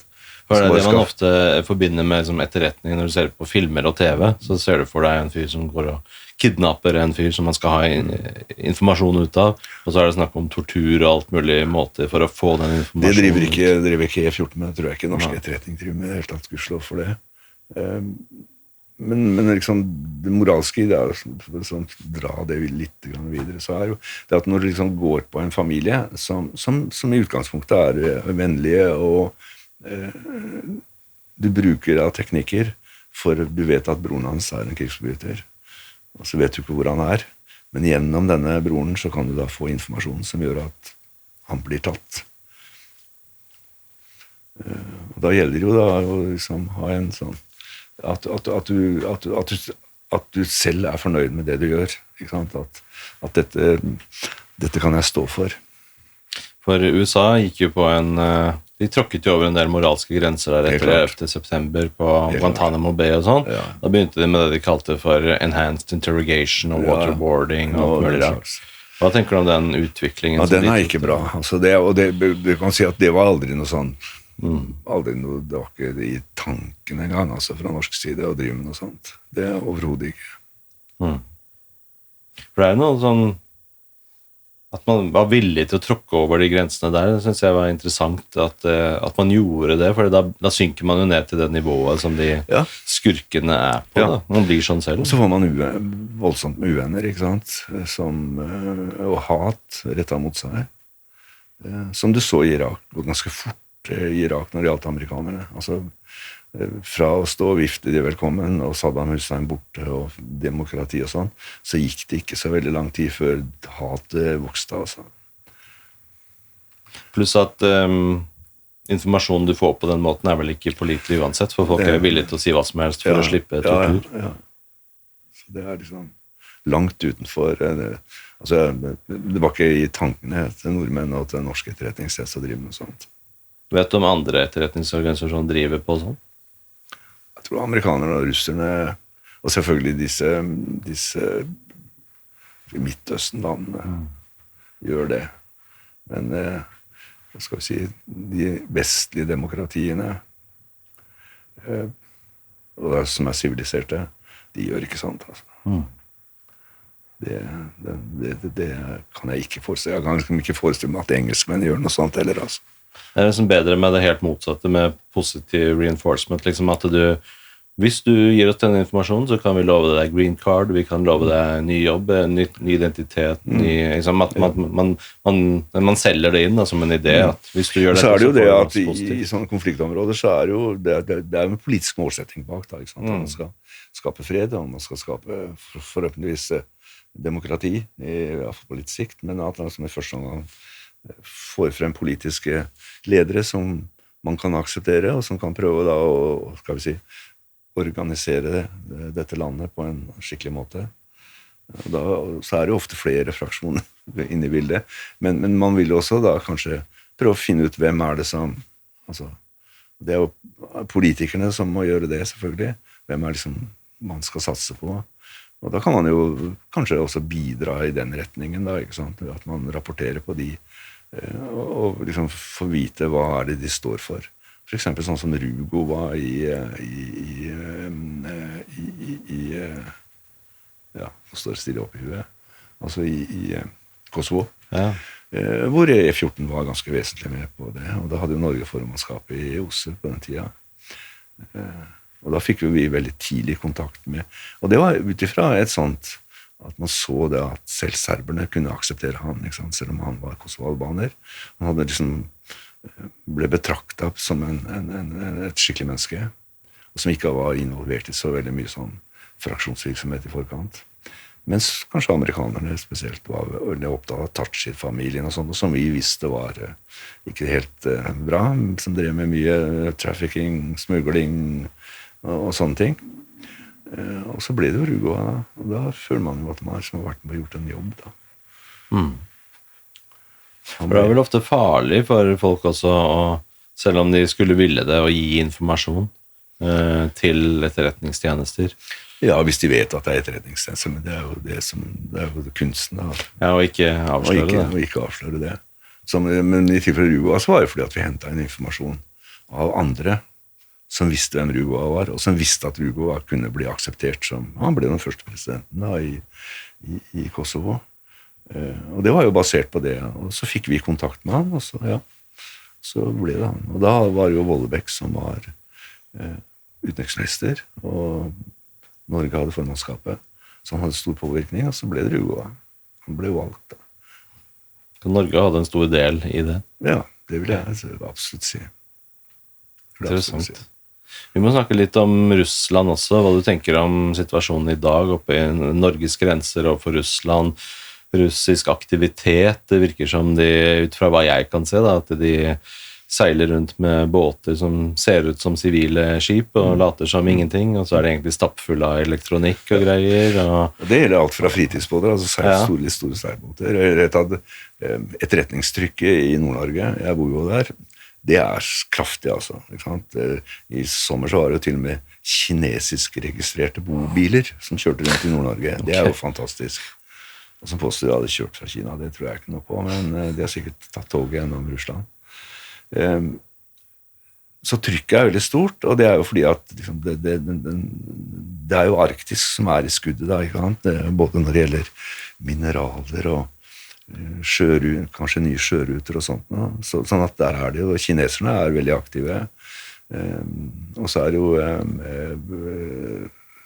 kanskje disse utskytningsrampen som vi har fått da, som de andre vestlige europeiske landene har i området, som gjør at det veldig interessant, og så det jo en god del etterretningsinstallasjoner, ikke sant, i Nord-Norge, spesielt kanskje i Finnmark, men også i Nordland og i Troms, som gjør at at dette interessant da for russisk etterretning. Og så det jo en god del russere da, som har slått seg til både i Finnmark, men også i Nordland. Det var et sånt program da, etter at muren falt, hvor Norge skulle omskolere russiske offiserer, som havnet da på universiteter og rundt forbi i Norge, og som der fortsatt. Og som fast ansatte, for å si det sånn. Og som selvfølgelig en selv om de kanskje ikke vil selv, så kan de jo bli presset da, på grunn av familie hjemme og sånn. Så hvis du ser liksom hva politimesteren og sånt sier, så sier de at de aldri har vært utsatt for samme trykk da, når det gjelder meldinger som kommer inn over unormal virksomhet rundt forskjellige installasjoner og sånn. Og Andøya da, med denne utskytningsgreiene som jeg nevnte, det jo gefunnes forresten. Det betydelig at hun kineseren da, som da prøvde å etablere seg med noen 22 tons opplegg, en container, og som med røtter tilbake til Arendal og sånn. Dette jo monstre som jeg prøvde å fortelle litt om. Hva var det de hadde i den 22 tons container? Nei, det var jo elektronisk utstyr. For å overvåke satellittkommunikasjon og sånn. Ja, det leste jeg om nedlasting av satellittdata og sånt nå. Men hva tenker du om at vi bare lar russiske skip seile sånn tilsynelatende upåvirket, og kinesiske bobiler? Ikke etterretningstjenesten på ballen her? Altså, etterretningstjenesten skal jo ikke drive med det. Det jo PST som skal drive med det. Og så det jo politiet da, ikke sant? Altså, det jo sånn at kommer det russiske turister seilende, så jo ikke det ulovlig. Og det jo kanskje der noe av problemet også ligger da, for disse vestlige landene, at lovverket ikke liksom tilpasset dagens situasjon. Ikke sant? Så du må ta folk på fersken. Ikke sant? Men kan man ikke vise til liksom nasjonal sikkerhet? Det ikke noe liksom, egne greier der og si at dere må ut for de sånn og sånn? Ikke det, altså. Nei. Så da må du jo si da at kinesere og russere uønsket i Norge. Ja, det det du må det. Ja. Den sitter jo langt inne. Og det vil jo si at da får du jo svar fra den andre siden også. Eller så må du bevise at dette agenter. Altså, du må ta dem på fersken, sånn som det i dag. Men det sikkert muligheter til å gjøre noe med lovverket. Altså, lovverket jo tilpasset en annen virkelighet enn det som i dag. Men så blir det jo fryktelig naivt å se på det, at vi bare lar dem seile. Altså, liksom, vi gjør jo ingenting med det. Og så det noe med ressurser å gjøre da. Om man har ressurser til å kontrollere alt. Det kan vel hende at det mangel på ressurser. Det skal man jo ikke se bort fra. Uten man vet det. Det jo PST da, og politiet som må da gjøre den jobben. Og spørsmålet jo, det nok ressurser i Nord-Norge? Det jo ikke sikkert. De klarte jo å ta den kinesiske containeren, ellers hadde ikke vi visst om det. Du hadde kanskje visst om det, men ikke jeg i hvert fall. Så der har de i hvert fall vært på ballen der da, og sett det. Ja. Og så det jo altså, man driver kontraetterretning jo utrolig ressurskrevende. Hvis du skal følge folk, så må skal du følge et menneske, så må du i hvert fall regne 6 som driver kontraetterretning på de per person. 6 per person? Ja, hvis du skal liksom ha kontroll på folk. Så det viser jo liksom at... Hvorfor det så mange? Hvorfor blir det sånn? Nei, altså, de skal jo sove og spise, og de fleste av oss har jo familie og sånn, som gjør at det må være en vaktordning da, ikke sant? Men kan vi ikke bruke mer og mer sånn AI-systemer som gjør dette fra satellitter og digitalt og elektronisk, og som følger personer mer sånn elektronisk? Nå Nord-Norge ikke akkurat sånn... Søringer kan jo ikke Nord-Norge. Nei. Det langt mellom husene. Ja. Og det langt fra Bodø til Tromsø. Ja, det langt fra Tromsø til Kirkenes. Og mellom der så bor det ikke så veldig mye mennesker.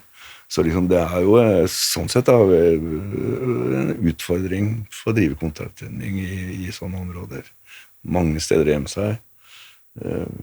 På den annen side så kan du si at hvis du prøver å hjemreise, så blir det jo ofte oppdaget av lokale mennesker som sier at faen, dette jo rart, dette som skjer borti her. Ikke sant? Det rart at de bruker den parkeringsplassen. For ofte det ikke sånn at de ofte infiltrerer ved å liksom, enten at de plasserer liksom akademikere i forskerinstitusjoner, eller kontakter som allerede der, og betaler dem for eksempel, eller overbeviser dem om å gi litt informasjon, og sånn at man infiltrerer med tilsynelatende normale yrker, Ofte så får men det tilbake til monsteret da, ikke sant? At ofte de som på sånt sted, de bare talentspeidere. Ikke sant? Finner ut hvem det som viktig å bruke tid på, hvem det som har informasjon som relevant og viktig. Og så begynner man en prosess med det da, liksom, prøve å finne ut alt om han, om familien hans, hva han driver med, hvilke svakheter måtte han ha, hva slags interesser har han og sånn, før liksom det siste støtet kommer da, som ofte da den profesjonelle Humint-operatøren eller teknisk, som da går inn og lytter og i det hele tatt, det finnes så masse tekniske muligheter i dag også, som gjør at man kan få tak i informasjon da, ikke sant? Jeg har jo hørt litt i media om hva de driver med når det har blitt avslørt, for eksempel sånn å sette inn falske basestasjoner for mobiltelefoner, rundt Stortinget var det jo en greie rundt det. Det jo sånn som jeg blir jo overrasket når folk blir overrasket over det, altså. Dette har jo også forretningsverden drevet med i årevis, ikke sant, altså når det gjelder sånn, skal vi si, mer industrispionasje da. Og det jo firmaer, altså, og det som tilfellet da, de siste, kan du si, 20 år jo det at altså, den type materiell eller utstyr har jo blitt først billig, så alle kan jo kjøpe det. Det jo ikke noen restriksjoner på det, i alle fall hittil, og i alle fall hvis du drar ut av Norge, så får du jo kjøpt dette her for en rimelig penge. Så det overrasker ikke meg, altså. Og det man liksom har funnet ut av her i Norge, det sikkert bare toppen av et isfjell, ikke sant? Så i praksis kan jeg egentlig dra til utlandet, kjøpe en sånn basestasjon, dra ned til Stortinget, sette den der, og få jobbe litt sånn uhindret, i hvert fall en stund, og connecte opp til politikeres telefoner, og sitte og avlytte alt. Og du kan gjøre det motsatte, du kan stenge all mobilvirksomhet, ikke sant, sånn at det blir helt svart. Vi ikke fryktelig sårbare? Jo, men alle sårbare i denne verden, det har jo blitt da, ikke sant, og med den situasjonen som sånn geopolitisk, så det jo svære utfordringer som venter. Vi har bare sett, etter min mening, starten på det. Men Russland, hva grunnen til at de driver med all den etterretningsvirksomheten? Hva det de vil? Hvorfor holder de på med det? Altså, de på jakt etter å bli en stormakt igjen, og føler vel at de har blitt dårlig behandlet av NATO og de vestlige landene. Og har mistet liksom stormaktsstillingen sin og blitt Russland, liksom. Ukraina et godt eksempel, men liksom altså, godt å illustrere det jo at sånn, under den kalde krigen så forelå en slags avtale om at USA og Russland hadde interessesfærer. Russland hadde Øst-Europa. Man aksepterte at Russland styrte i Ungarn og Tsjekkoslovakia og Øst-Tyskland da. Mens Vest-Europa så var det amerikanerne som hadde interessesfæren. Så liksom, som illustrerer det at jeg jo så gammel at jeg husker faktisk 56 opprør i Ungarn. De ble vært utenkelig i 56 at Vesten skulle sende våpen og utstyr til opprørerne i Ungarn, fordi det var akseptert at det var russisk interessesfære, sammen med Tsjekkoslovakia 68, ikke sant? Man på mange måter man moraliserte over det og aksepterte det ikke sånn politisk og sånt, men man gjorde jo ingenting for å hjelpe de eller noe sånt, altså, fordi det var en stilt inn avtale om at det var russisk interessesfære. Men det jo ikke nå lenger, ikke sant? Den borte. Så nå, og det vel kanskje det russerne da ønsker seg, det liksom å få kontroll. Vi ser jo det i Georgia, som de har vært inne i, Tsjetsjenia, hvor de hadde 2 stygge kriger, ikke sant? Hvor de prøvde seg i Midtøsten. Det forsvant jo litt da Assad måtte stikke av. Så liksom de prøver da, og de jo litt inne i Afrika som å bli den stormakten de en gang var. Hva det de prøver seg på i Norge da? Nei, de vet jo at Norge, hvis det kommer til en sånn, skal vi si, konflikt da med Vesten, så vil jo Norge spille en stor rolle, ikke sant? Spesielt fordi at de har jo mesteparten av de store, tunge atomvåpnene sine på Kola. Og de ønsker jo selvfølgelig heller ikke å bli stengt inne da, ikke sant, av denne linjen over Storbritannia, Grønland og Island. Så du trenger vår kystlinje? Ja, de trenger liksom ha tilgang til Atlanterhavet. Og det er jo fort gjort å stenge de inne da, i Murmansk, ikke sant. Og der ligger jo Norge veldig strategisk viktig til da. Og der har jo også amerikanerne sine stasjoner, eller vi har våre etterretningsstasjoner som amerikanerne er interessert at skal være der, ikke sant. Og som overvåker da det russiske området innover fra Murmansk og Petsjenga og i helt tatt området rundt der. Så liksom det er jo, derfor er interessen for hva som foregår i Nord-Norge så stor, tror jeg. Ikke sant? Det vil være sånn strategisk viktig for kontroll over det området hvis det skulle komme til en konfrontasjon med Vest-Europa og med amerikanerne. Og da snakker vi om kontroll i form av tankser rullende innover Finnmark. Ja. Er vi klar for det? Nei, det blir ikke enda. Det tar nok tid. Ja, det tror jeg. Og hvordan leser du de der forsøkene som Russland driver med når de driver og holder på med etterretningsvirksomheten? Jeg tenker på det som at de liksom tester beredskapen vår. Hva gjør Norge hvis vi gjør sånn? Ok, hva gjør Norges forsvar hvis vi gjør sånn? Og de driver prober, liksom, kalibrerer, tester. Det gjør de. Det er helt riktig. Det er jo det som foregår nå, ikke sant? Og det er en slags, det er en hybrid krigføring da, ikke sant? Altså, man tester ut. Og så ser man jo det at for eksempel når E6 blir klippet i 2 i Trøndelag, så får man altså problemer i Nord-Norge med rett og slett med forsyningstjenesten. Og når Ofotbanen sporer av, så får man også problemer med forsyningstjenesten i Nord-Norge. Det største varelageret i Norge, det ligger jo her sørpå. Der maten og utstyr og ja, you name it kommer fra, ikke sant, til Nord-Norge. Så det er jo E6-en, og så er det jo da jernbanen gjennom Sverige og ned til Narvik. Tror du vi er på ballen på dette her? Vet vi om dette her? Ja, dette vet jo politikerne, og han prøver å gjøre noe med det, men det er klart at det er jo som min gode venn Robert Moth sier, at det er jo ikke noe vits å forsvare Finnmark hvis det ikke bor nordmenn der. Nei. Nei. Men jeg tenker på, hva er det vi kan gjøre kan vi drive med noe kontraetterretning, noe kontraoperasjoner mot dette? Hva er det vi kan gjøre liksom, for å kjempe tilbake mot disse forsøkene? Vi må jo lære av de tingene som skjer da, ikke sant? Og sånn hjelper jo naturen oss litt grann da, hvis du ser for eksempel på når det har vært skikkelig drittvær i Nord-Norge, og det skjer jo ganske ofte. Så går mobilsambandet ned ganske fort, og så har man da elektrisiteten går bort, og så er det backing på 3-4 timer, og så er det mørkt. Altså det opplever jo jeg i den kommunen jeg kommer fra, Ilskål. Når det har vært storm og sånn, og strømmen har gått, så stopper mobiltelefonen etter veldig kort tid. Og så driver man med en sånn elektrifisering av samfunnet, som også man bør kanskje tenke litt mer på, sånn beredskapsmessig, og det er jo at hvis du ser liksom kommunene da, vil gjerne bli sånn grønska og grønnsertifisert. Så de går over da at hjemmesykepleierne har elektriske biler.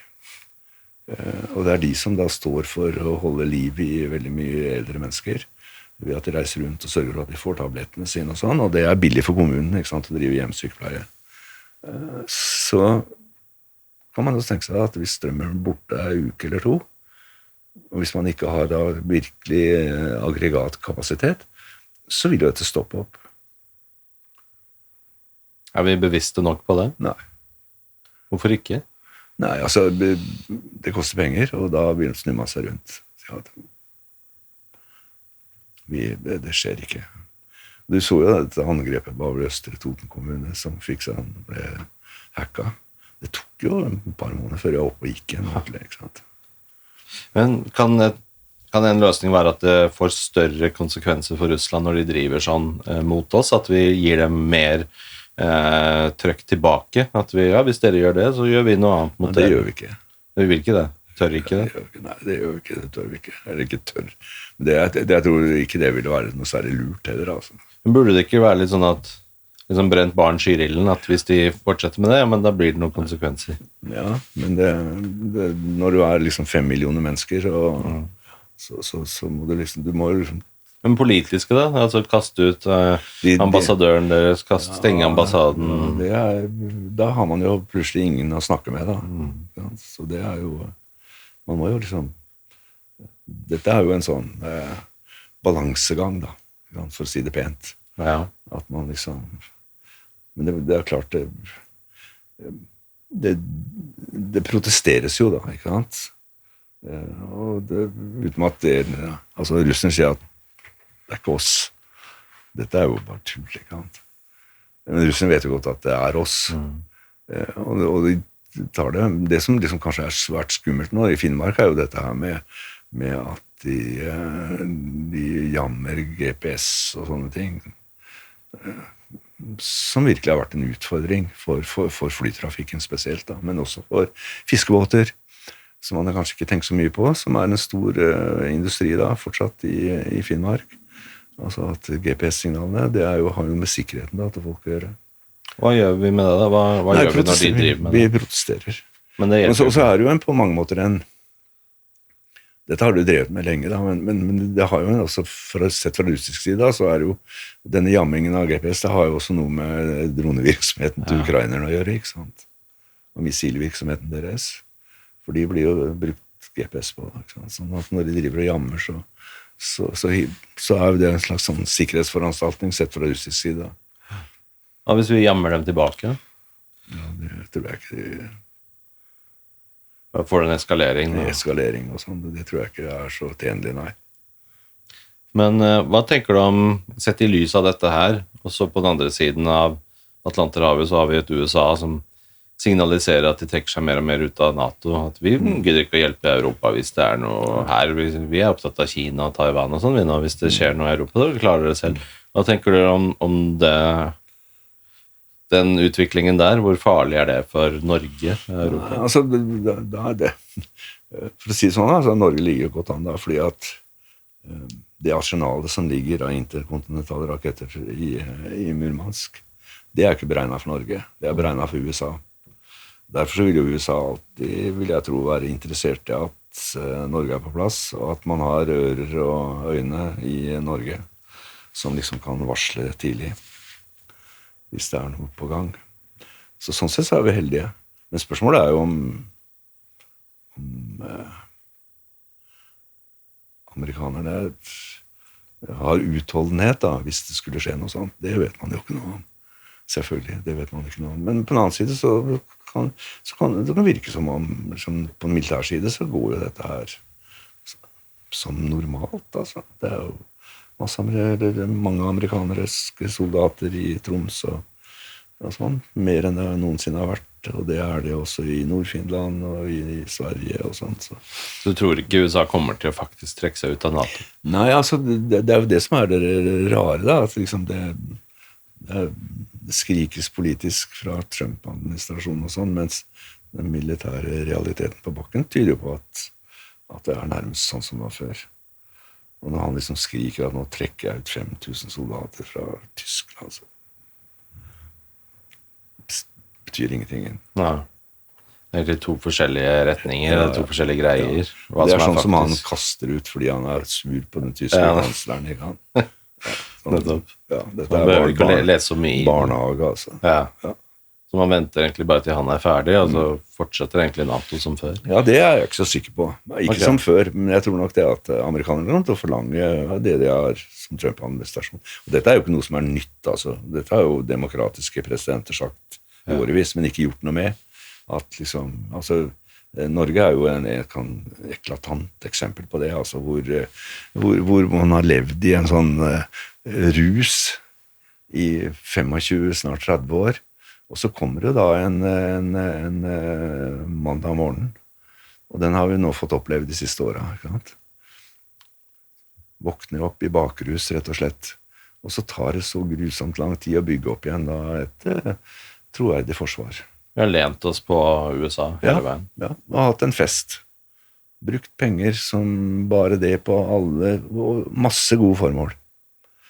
Men latt det gå på bekostning av blant annet å opprettholde et skikkelig forsvar. Og det har liksom vært sånne floskler som historisk løft og sånt, og som har bare tøv. Og der Høyre og Arbeiderpartiet har like mye like lasta, altså. Ser du noe endring på gang der nå? Ja, det jo det, men det reelt? Er det reelt endring? Det reelt jo altså det jo bevilget penger og sånt, men problemet jo det at det tar tid. Ikke sant? Det tar tid å bygge opp en forsvar. Altså det tar tid å bygge opp et offiserskorps og et mengde soldater nok. Ikke sant? Det tar tid, det liksom ikke noe quick fix i det der. Hva med å si ja takk til masse amerikanske baser og soldater i Nord-Norge da? Det jo politisk avgjørelse. Ja. Men det ville vært en slags quick fix. Ja, Finnes tenker jo sånn. Ja. Og har jo sagt klart fra at amerikanerne velkommen. Det ikke noe problem. Den sitter nok litt lenger inn i Norge, vil jeg tro. Uten at ja. For da kan jeg tenke meg at da ville det kanskje plutselig bli litt mer konsekvenser for Russland å drive og jamme våre GPS-signaler hvis de gikk ut over masse amerikanske mannskaper og fly og greier oppi der, som hadde da fått direkte konsekvenser av russerne holder på sånn. Ja, kanskje. Jeg ikke så sikker på det heller, altså. Jeg ikke så sikker på det. Hvor ser du dette her gå hen? Det sånn, tror du det en reell fare for at det faktisk blir skarp konflikt med Russland? Nei, tror jeg ikke. Men jeg tror du kommer til å få mer av typen sabotasje, hybridtrusler, destabilisering av vestlige samfunn. Det tror jeg. Og så det en god del sånne konfliktlinjer da, i de vestlige samfunnene, blant annet når det gjelder innvandrere, som kommer til å bli, etter hvert som det blir mindre penger, man skal bruke mer penger på forsvar, så må pengene tas ut fra. Og så har man jo da på mange måter vært sånn i Vesten, at man har greid å ta vare på betydelig antall innvandrere, vært veldig, skal vi si, rause da, med å ta imot folk. Og så jo da, greier man å sånn sosialt holde det ved like. Det tror jeg kommer til å bli en utfordring. Og det jo en sånn konfliktlinje som russerne blant annet har sett på, blant annet på Storskog, hvor man da setter inn en sånn sykkelangrep over Storskog grense. Hva skjer da med greier nordmenn å fikse dette her? Det samme gjorde det jo mot den finske grensa, ikke sant? Og dette jo sånne, dette jo en konfliktlinje også sånn politisk i Norge, ikke sant? Altså, hvor de politiske partiene har noe forskjellig syn da, på innvandring, som kan utnyttes da i en sånn sammenheng. Det sånne nye kreative måter å angripe vårt samfunn på. Og så finnes det jo en del sånne vanlige konfliktlinjer, vindparker, beiterettigheter. Altså det finnes en del konfliktlinjer i norsk samfunnet som kan utnyttes da til å øke liksom motsetninger i samfunnet. Men nede ved hva Russland driver med overfor Ukraina, tror du de vil gi seg med Ukraina der, eller det fare for de andre landene som ligger i nærheten?